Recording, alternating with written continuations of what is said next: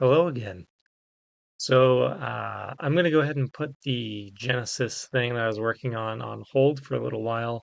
But what I'd like to talk about today, and I'm not really sure how to preface it exactly, so I'm just going to start talking about it.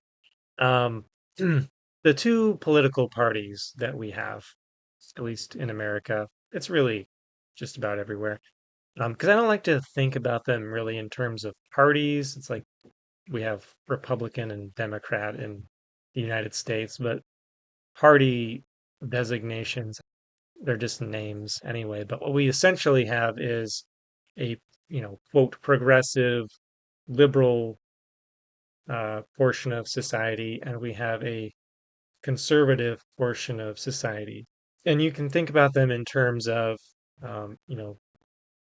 being reactionary and progressive in terms of, you know, introducing new ideas and concepts, and then the other kind of reacting to that and wanting to preserve whatever established order or status quo there is. And that's kind of what you have just about anywhere. I mean, yeah, we have a bunch of different parties, but it really boils down to those two main groups. And then within that, there's groups or parties that lean one way or the other, and maybe they have different specific goals, in regards to laws and policy and things like that. But that's kind of what you have, and that's why it organizes itself naturally into these two main parties that kind of gain control of that aspect of human nature. And I think that's what it really boils down to is that there's essentially two modes of thought in regards to everything. Um, and those tie in with the symbolic view, as I've discussed previously. What I'm talking a lot about in regards to the Bible, it really applies across the board to human behavior, psychology. Essentially, what you have is the desire to maintain or create an order, right? And in doing so, you essentially create boundaries, right? So borders, right there. Borders are a very important thing for that side, and you might call it the right, the conservative, whatever. That side of the society. Borders are important. Both boundaries of the country, because those are lines created by those in the past that we are looking to maintain, as well as cultural things, cultural identifiers and traditions, things like that. Just started watching Fiddler on the Roof again. Tradition. So that's that mode of thought. And it's not like every person can be either this or that. Like even within ourselves, sometimes we're more one way or more the other.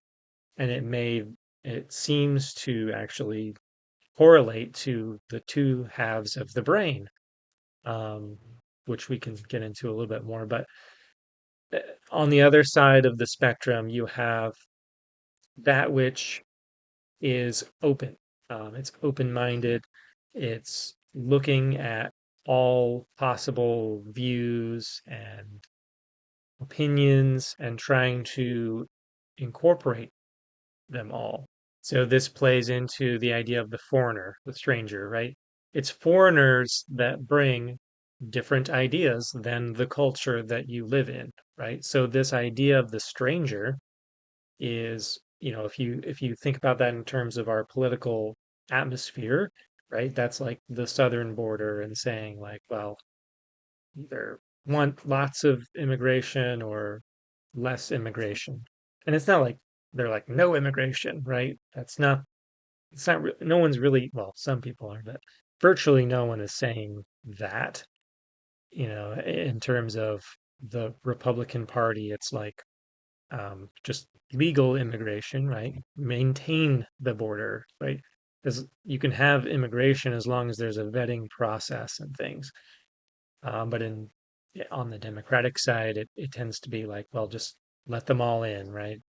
But that comes down to this idea of the stranger more in an archetypal, like symbolic view as bearers of strange, like in King James speak, or foreign ideas.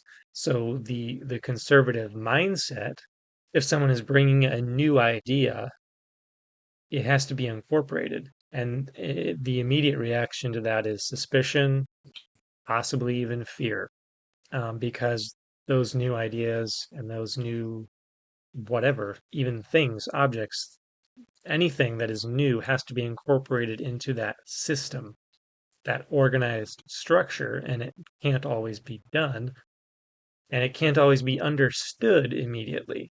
So that would be the critique, and that's a valid critique brought by the left of the right, right? You're too closed-minded, you're too set on your ways, right? Well, the critique in the opposite direction is you can't incorporate everything and maintain a system at all. You have to set boundaries. You have to decide what can and cannot be allowed. If you allow everything in, right? Like this is why it's symbolic. Symbolic meaning it exists within the micro and macrocosm of that thing. It can be viewed at multiple scales. And so, like I'm talking about the political realm or whatever, societal realm, you could also look at that as the human body. So the human body needs some level of intake, right? And there's a safe amount of that. There is, so that's like your meat and potatoes, right? Like if you think about a meat and potatoes type person, where would they place themselves typically on the political spectrum? I would say probably more on the conservative side. So if you think about that meat and potatoes, if you like scaling it back down to like the physical aspect, literal meat and potatoes would be a very limited diet, but it would be you could be sustained by that type of diet. Obviously you need some other nutrients and things, but the other aspect of the other side of that would be to eat whatever, essentially, to like whatever is offered you or whatever you find. So you can't incorporate everything that's out there because some of it is poison. Some of it is going to destroy your system. But if you limited your diet to meat and potatoes, you would be limiting your experience to what like is actually healthy and good and might be enjoyable, might be pleasurable. New experiences, new things that won't harm you. And that's that balance there because there's two views back in terms of the societal level of like politics. There is an order in that we have a society that functions, right? And there is potentially, and I'm not just talking about foreigners per se, but foreign ideas, foreign like maybe changes to our laws, changes to our traditions, changes that may be good, but we have to balance that in knowing that not all changes are good.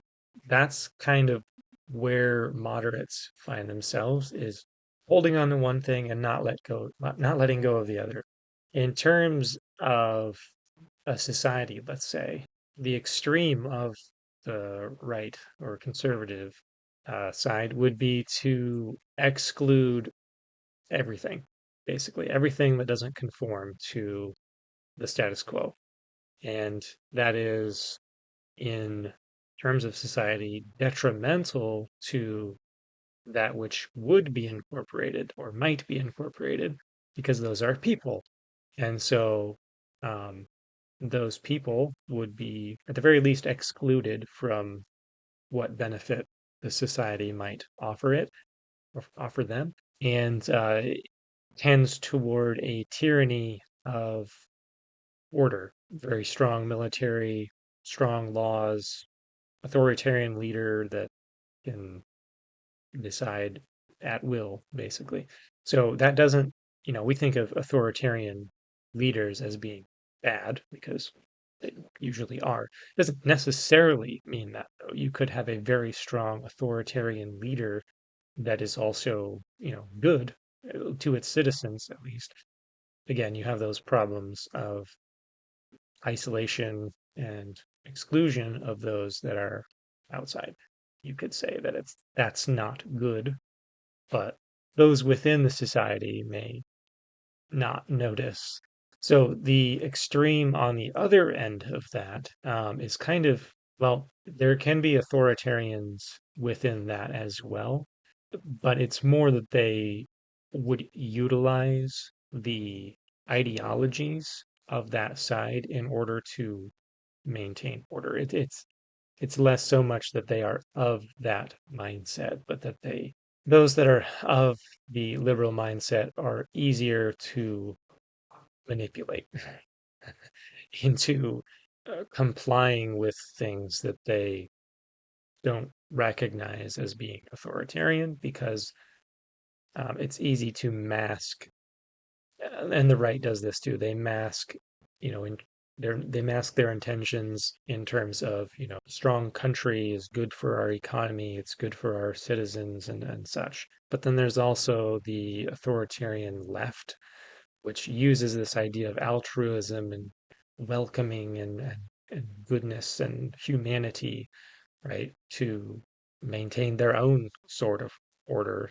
But it's no less difficult to do that in a sense, um, because of the nature of the left, which is like what we're seeing today. Basically, incorporation of everything, even contradictory things. For example, you have the women's movement, right? Women's rights, feminism. Then you have the LGBTQI plus, etc. movement.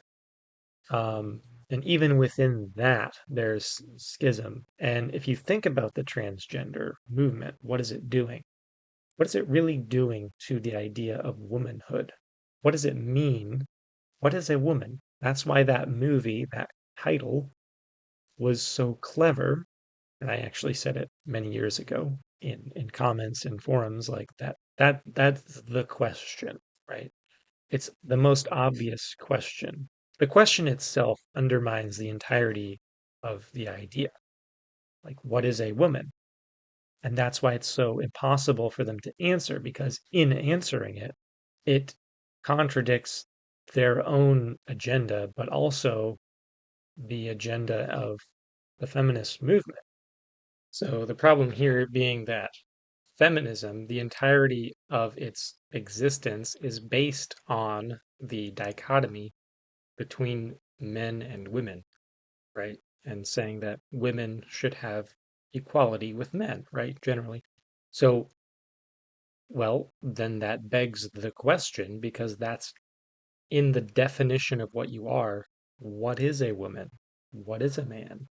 But now, even though they could answer that easily 10 years ago, now they can't, because in answering that question, it undermines another agenda, which is part of the progressive movement.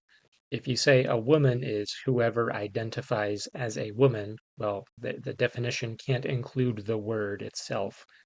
So what you're left with is a woman is someone who presents herself in a feminine way, I guess, which means what? Putting on a dress. So all it takes to be a woman is putting on a dress.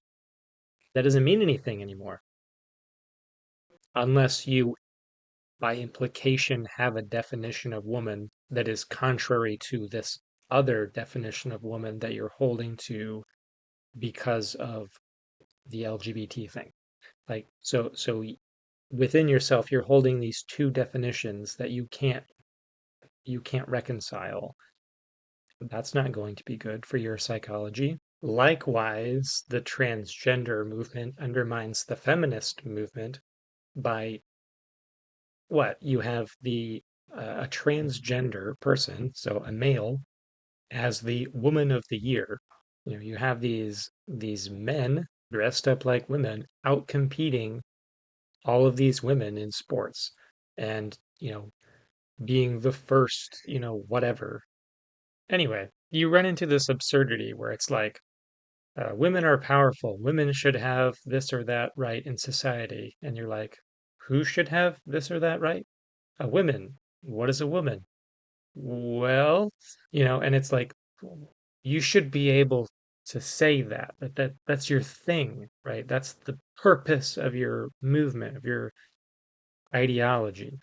Um, and I'm not opposed to women having rights. That's not what this is about. I am opposed to transgenderism, but I'm not in favor of, in an authoritarian way, going in and restricting what people can and can't do in their personal lives. Right? I'm against it personally, and I would prefer if it were illegal, but laws don't limit what is done in private. So that leads me to the next point, which is a overreaching authoritarian structure tends to collapse under the weight of itself, whereas an overreaching progressive culture tends to collapse merely because it can't differentiate anything. It can't differentiate between good and bad. What the point that we're at right now is that the left, unfortunately, because that's the direction our culture is going. So other cultures have gone in the other direction. Right now, we're in the circus mode of just incorporating everything that, I mean, some organizations are even saying, well, child molesters are they're actually just minor attracted people. And I mean, that is the end of progressivism, in that there is no end to progressivism. So if you think about it, let me back up. The left has a problem right now because in uh, in condoning where it is going and where it currently is, um, it's impossible now to deny the slippery slope, fallacies that were laid against it previously, right? They're now slippery slope fact. Okay, so like if we tolerate homosexuality, let's say, go back like 100 years, well, that's going to lead to all sorts of perversion and whatever, affect our children and all these things. And that's what we're seeing right now. LGBT identifying people have exponentially risen since the inception of these agendas. And we're just seeing things getting worse and worse and worse, like with the drag queen story hour. And this is indoctrination of children to promote gender confusion in children that don't even understand what gender is or sex is. And they're making these decisions about who they are going to identify as and then who they are going to become through puberty blockers and surgeries and things. Like, children should not be allowed to make the life-changing decisions. Children are confused. Children are easily influenced. Okay, if they read a book, say, well, I sometimes I like to play with dolls or whatever, like maybe I'm a girl. Oh, I'll put on a dress. It's kind of fun, They're a child. Okay, and so if you indoctrinate them, say, well, maybe you are non-binary, maybe you're a girl. What do they know? They don't know anything. So they're going to go along with that. Anyway, so that's where we're at right now.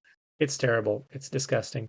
But that's the direction that our culture is going. Not that there's no problems in the other direction. In terms of that is where progressivism goes. A liberal needs to ask themselves this question: when have we progressed enough?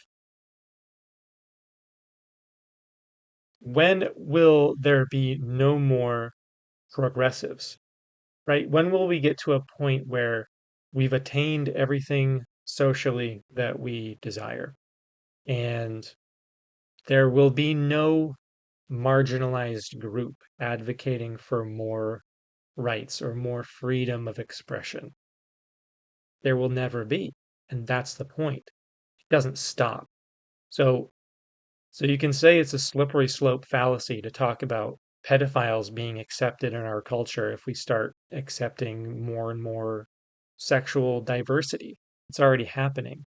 It's just the logical conclusion because there will always be a minority of people that are ostracized from society because of their views. And so if we say, well, they're worth defending because they're marginalized, there is no end to that. And that's the problem with the extreme of the left is that it has to incorporate everything, which is impossible, um, and deadly. That is the nature of the left. It's the Ouroboros. It's the self-eating snake. In trying to be complete, it consumes itself because this is why we have liberals holding a gay pride flag in one hand and a Hamas flag in the other. That is the epitome. That is the perfect example of what I'm talking about. Either one of these would destroy the other given the chance, really. But because both are marginalized, they'll be worth defending. Because why? Because they're marginalized. That's why. It's enough to be a minority. And that's why you get into this identity politics of intersectionality, right? So it's like, ironically, they're creating a hierarchy of marginalization in which the most marginalized people have the most power. So it's like this totally inverted pyramid of, it's like, what? And so if that's what you want, good luck, right? So I'm a disabled black female transgender. My opinion is more valid by virtue of that fact. Okay, there's a problem with that idea. The West, by and large, goes by meritocracy of sorts, and that's worked. That's what our society is based on. So you could say, well, it's just tradition. It's just a construct, but it works. And the opposite doesn't work, which we've seen. The more DEI gets implemented, the worse things get. It's like you meet standards, you have merit, and therefore you are promoted. You don't meet the standards, it has nothing to do with your immutable characteristics. It's just the way that it is. It might be, now, there might be a problem there. There is a critique, right? There might be a problem in that a disproportionate number of a certain race doesn't have access to materials, education, whatever, to be able to get to the point in which they have the merits to be promoted to such and such roles, let's say. That's a valid critique. That's something that can be addressed. It's just that it's been addressed really badly. The idea that we basically give social credit points to being of a certain race or gender or whatever. That's a bad idea. You can't just take a statistic and try to balance out that one statistic and just force it into place. It's like you need to fix the problem. Okay? If there's a problem with education in rural communities where there's a disproportionate number of African American people, then fix the education system. Stop trying to corrupt it and destroy everything in the process while claiming that you're trying to help. I mean, there's not a lot of Bill Gates, George Soros, and Jeffrey Epstein's. There's not A lot of them, but they have a lot of money. And instead of creating these the Clintons, creating these ridiculous foundations to funnel more money into themselves and their corrupt dealings, like it's Black Lives Matter. Lord, all you have to do is call yourselves Black Lives Matter and just the money flows in. You don't have to do anything to help the families of George Floyd or Trayvon Martin or any of these people. Just start an organization that's entirely Marxist. Call it Black Lives Matter. So you have that as your slogan, name, whatever. And people will just assume that this is a philanthropic endeavor and just give money to you. So anyway, I don't know. I have more to say about that. That's kind of like an overarching view. I know I threw a lot in there, but that's kind of an overview of the symbolic aspect of the political realm that we find ourselves in and how it relates back to what I'm talking about in Genesis. God made a garden, a walled garden where everything was perfect. He set man as the tender and the keeper, that is the guardian, protector, and to have authority. That is the structure of reality. And when that is aligned with God, which is, if you prefer, the highest principle, that's where these two realms meet. Because you have the female, like incorporated in that is you have the male as the head, but you have the female as the nurturer, as the advocate. And you see that in gender, right? That the the model of the left is the blue-haired woman. The model of the right is the macho kind of leader character. Their tendencies. It's perfectly fine for females to have masculine tendencies or men to have feminine tendencies. It's like we actually have both of them going on simultaneously. It's just you tend toward one or the other. And that's what creates the balance. You have to have both. It's when we go way too far on one side or the other that things get messy. Um, it's when those advocating order and uniformity and those advocating diversity, advocating compassion and these things for those that are cut off from this structured order of society. It's when they work together and realize that there's actually benefits to both. That's when things work out. That's how it was made. That's how it was designed to be. Everything else is an outflow of that. It all comes back to the mother and the father, essentially, which is symbolic in that the family is the most fundamental structure of reality for humans, at least.